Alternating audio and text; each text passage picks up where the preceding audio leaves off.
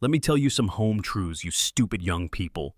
That furious outburst cut through the noise of chanting demonstrators like a lightning bolt, and at that exact moment, all eyes turned to the television screen broadcasting the heated words of one of Kenya's top presidential advisors. But why would an official direct that kind of volatile language at a group of peaceful protesters? And more importantly, what did these citizens do to deserve such an explosion of rage?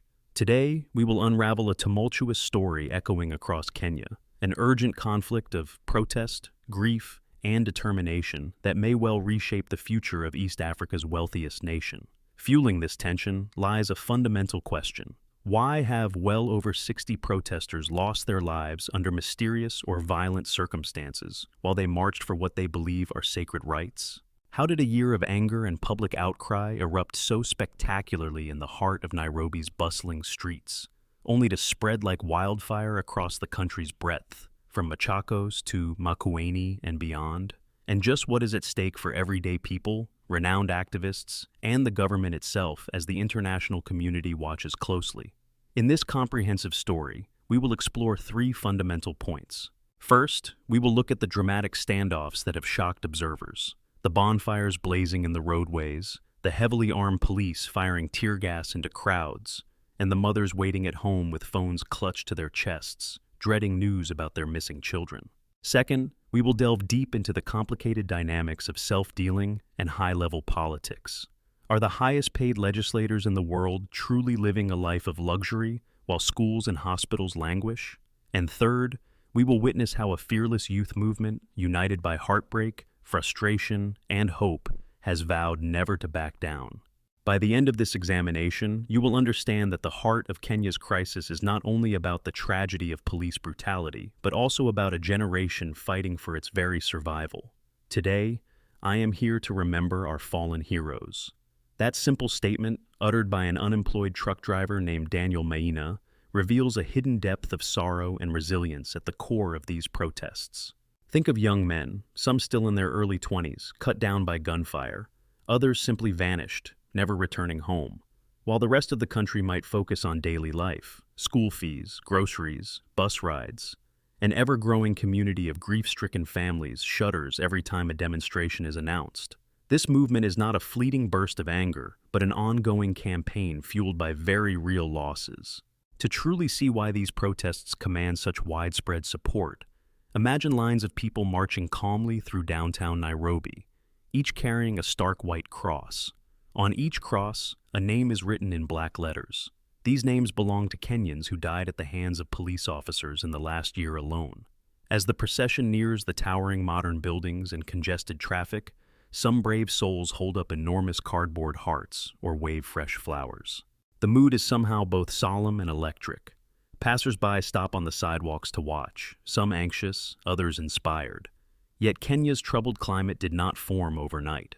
Roughly 1 year ago, a new tax bill triggered outrage because it seemed to impose burdens on the most essential daily items, everything from maize flour to cooking oil, while the wheels of government spending spun with shocking indulgence. Kenya's politicians rank among the highest earning in the world, enjoying perks that might make plenty of corporate executives envious, whereas many ordinary citizens find themselves scraping by. Public schools lack books, government-run clinics ration antibiotics, and as soon as that infamous tax bill passed in Parliament, the tension boiled over. Some outraged demonstrators even targeted the Parliament building itself. Fire flared, arrests were made, and the seeds of mass protests took root. But let us get closer to the heart of the drama, the continued violence and intimidation that many protesters say they endure. Kenyans who marched in peaceful demonstrations last year describe an onslaught of threats. Some people phone them late at night, demanding they back down or face unspeakable consequences. Others report being picked up by unmarked cars and driven to undisclosed locations. A handful of those abducted are later discovered alive, deeply traumatized, but at least they have the chance to tell their stories. Many are not so lucky. 1 year after the initial flame of protest erupted, Kenyans gathered to mark a grim anniversary. What should have been a day of reflection risked becoming another day of bloodshed. By sundown, at least 8 more individuals lay dead across various regions, including Machakos and Makueni. The circumstances of those deaths are still tangled in uncertainty. Some blame hot-headed police, claiming a familiar narrative of excessive force. Officials, however, refuse to answer direct questions, fueling a swirl of conflicting accounts. Kenya's global reputation hangs in the balance. This country stands out in East Africa as an anchor of relative stability, which makes the horrifying images of tear gas and rubber bullets even more disconcerting. The world watches as Kenyan soldiers help maintain peace through internationally supported missions, notably in Somalia and Haiti. Diplomats from the United States and multiple Western nations recently issued a statement emphasizing the importance of safeguarding the constitutional right to protest. They insisted that when the police respond to peaceful demonstration with violence, they corrode the pillars of democracy on which Kenya rests. The statement also condemned the use of hired goons, a term some Kenyans use for small gangs armed with wooden planks who roam the crowds, looking to incite chaos. At times, video footage appears to show them smashing shop windows and looting while officers watch from the sidelines. Many blame clandestine alliances between the police and these groups, conjuring the suspicion that officials want an excuse to declare protests violent and clamp down by any means necessary. One especially haunting incident involves the death of a blogger who had openly criticized police tactics. Taken into custody, he never walked free again. In the weeks that followed, a photographer captured shocking footage of two officers shooting an unarmed street vendor who attempted to run. The resulting uproar piled more fuel on the fire of public outrage. But if all this violence is fueling a sense of hopelessness, why do so many Kenyans continue to fill the streets? Part of the answer lies in a stubborn faith that better days can come. Consider that afternoon in bustling downtown Nairobi, where the cracks on the pavement glinted in the sun and horns blared from matatus circling the block. Protesters marched, chanting the national anthem with pride. They said they were not only mourning the dead, they were also demanding answers. As some lit bonfires along Kenyatta Avenue, others turned it into something akin to a carnival. Vuvuzelas echoed overhead, while young activists sped past on roller skates, weaving between the flickering flames. In the midst of it all, an image stands out. A 24-year-old chef named James Karayuki holding a bouquet of bright yellow roses in memory of his friend, Boniface, a victim of police violence the previous year. For James, the mere act of standing in the crowd, the roses trembling in his hands, felt like a personal stand against the forces that ended his friend's life too soon. Nearby, a middle-aged doctor named Mo described how many of her patients can no longer receive basic services at hospitals unless they have money up front. She became visibly distressed while explaining that, with international aid cuts, some of her HIV-positive patients fear they will be unable to obtain vital medication. In that flash of personal stories, it becomes more than just a news headline. It is about real human beings forced to decide whether they should risk everything by joining a march. Others feel they cannot afford not to go, no matter how dangerous it might be. Without these displays of outrage and sorrow, the pressing issues they face, corruption, police brutality, the lack of healthcare funding, may remain hidden under the surface. It is the unstoppable spark of a grassroots movement. If you believe these voices deserve to be heard, give this story a like to let others know that you stand with those seeking truth and accountability. Meanwhile, in the background of this unfolding drama, other high-profile leaders have dug in their heels. David Ndii, a chief economist and advisor to President William Ruto, recently launched his incendiary online remarks. His insinuation that defiance leads to dire consequences rings menacingly in the ears of a population that has already witnessed peaceful protesters shot in the name of maintaining order. Many Kenyan youth read his words as a warning not to challenge the status quo, lest they end up like the so-called heroic stupid young men of his generation. The question then arises, are the youth of Kenya simply fueling a lost cause by taking to the streets in such numbers? Or does their persistence indicate a broader shift in the nation's political and cultural identity? The crowd that gathered recently seemed unstoppable, announcing a new kind of unity. Scores of people waved placards that spoke of patriotism, and not the hollow type preached from government pulpits, but a fervent yearning for a country free from corruption and intimidation. Some references to the national anthem, ironically, sound more heartfelt in the mouths of those chanting on the pavement than in the polished speeches of the officials sworn to protect them. The phrase "one term," repeated by demonstrators about President Ruto, has gained traction as a rallying cry, signifying that they want him out of office after his current stint. This unstoppable call is layered with deep frustration, especially from those who voted for Ruto, hoping for transformational leadership. A young man named Samuel recounted that his friend, a vibrant protester named Rex, was one of the first to be shot last year.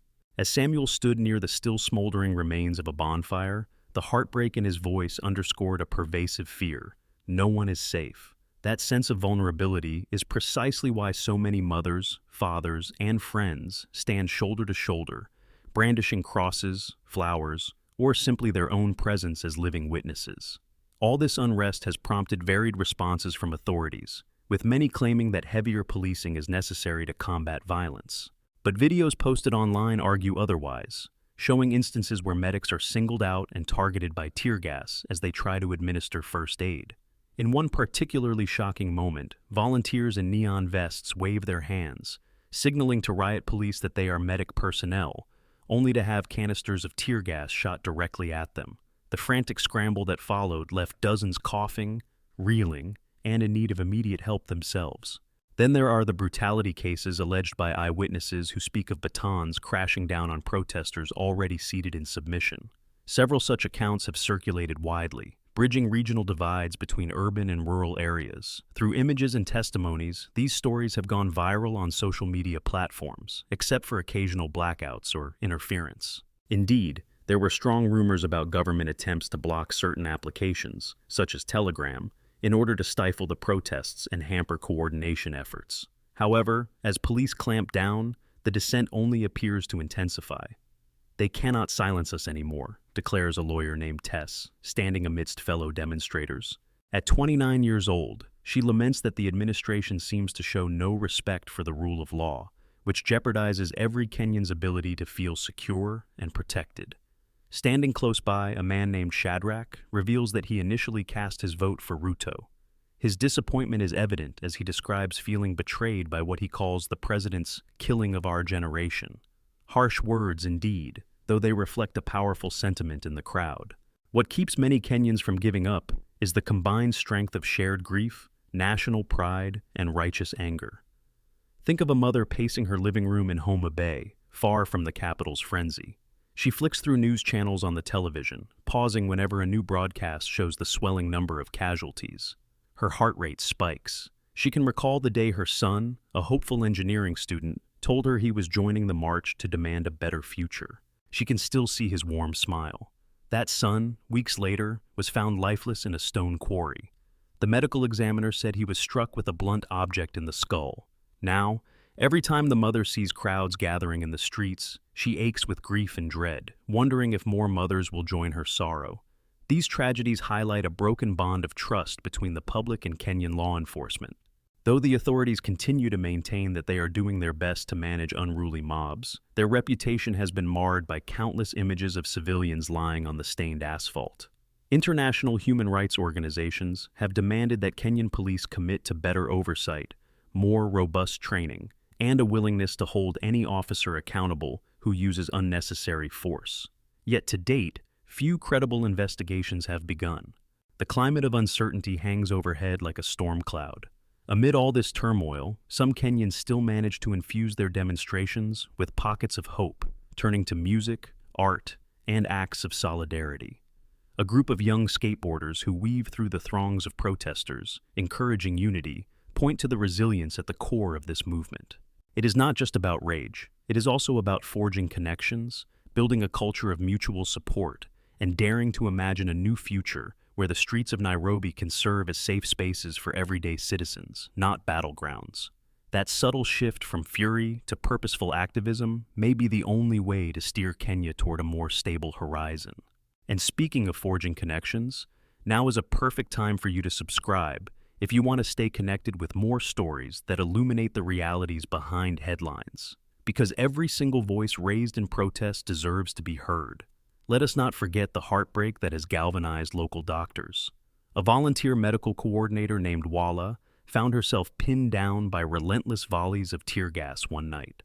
By the end of her shift, she had treated 500 wounded people, ranging from rubber bullet bruises and live fire injuries to traumatized pedestrians caught in the crossfire. Imagine the combination of dread and determination that must fill the hearts of these medics. knowing they could be targeted at any moment, yet refusing to abandon their makeshift tents. Indeed, the stakes remain very high. The conversation swirling around these protests might look like a political power struggle from the outside, yet every day, individuals on the ground brave the possibility of severe injury, or worse. They do so not merely to protest a single bill or oppose one administration. Rather, they see themselves as a generation contending for dignity. In a climate where so many have lost faith in public institutions, these street demonstrations almost become civic rituals for a population that feels spurned by official channels. The weight of the diaspora's attention cannot be underestimated either. Thousands of Kenyans living abroad follow daily updates with nervous fascination, especially those who remember participating in earlier protests and then emigrated for safety or better opportunities. Their voices on social media, calling for accountability, add another layer of complexity to the national conversation, further pressuring the government to respond. Additionally, one must recall that Kenya exercises considerable influence throughout East Africa. Other nations in the region are watching with intense interest. If demonstrations in Nairobi can compel leaders to acknowledge social unrest and enact reforms, it may inspire similar calls for accountability elsewhere across the continent. Meanwhile, foreign investors monitor the situation, weighing whether the unrest might destabilize key infrastructural projects like highways, railways, and technology centers. Critics worry that if the demonstrations do not yield changes to the political status quo, the economy could suffer dire consequences. Amid the roiling chaos, a new kind of protest chant emerges. "Real patriots ask questions," scrawled on a hand-painted sign. It encapsulates the sentiment of a restless populace unwilling to be placated by surface-level gestures. By the end of daylight hours, though, many of those signs lie crumpled on the ground, and the night descends, bringing with it a different kind of tension. Conversations shift to planning strategies for the next gathering. Some vow to risk it all once more. Others, fear gnawing at them, retreat into the shadows, waiting and watching for a moment that might bring genuine change. Curiously, the Kenyan government's attempts to suppress television and radio broadcasts of demonstrations have only encouraged the spread of smartphones capturing live updates. Streams pop up instantly, showing the latest developments, sometimes including real-time footage of volleys of tear gas or bloodied protesters being whisked away. This digital wave can be unstoppable, forging a new reality in which illusions of control slip further from the authorities' grasp. But perhaps the most gripping aspect of this entire uproar is the abiding unity in sorrow. Citizens from urban metropolises and rural counties alike have seen enough tragedy to approach the protests with unwavering seriousness. The country stands on the edge of either a shocking descent into greater violence or a noble uprising that ushers in meaningful reform. A sweeping sense of enough is enough has overtaken the once muted acceptance of government decrees. Mothers who have lost sons, siblings who have lost sisters, and entire communities forced to attend funerals instead of holiday gatherings are now forging alliances more powerful than the authorities may have anticipated. If the government hopes to restore trust, it will need tangible solutions, an exhaustive public inquiry into alleged human rights abuses, genuine reforms of the police force, and a conscientious reevaluation of how resources are allocated for education and health care. Unfortunately, up to now, official responses have largely been either dismissive statements or attempts to send more police units into the streets. It is telling that the demonstrations evoke emotional resonance far beyond Kenyan visas.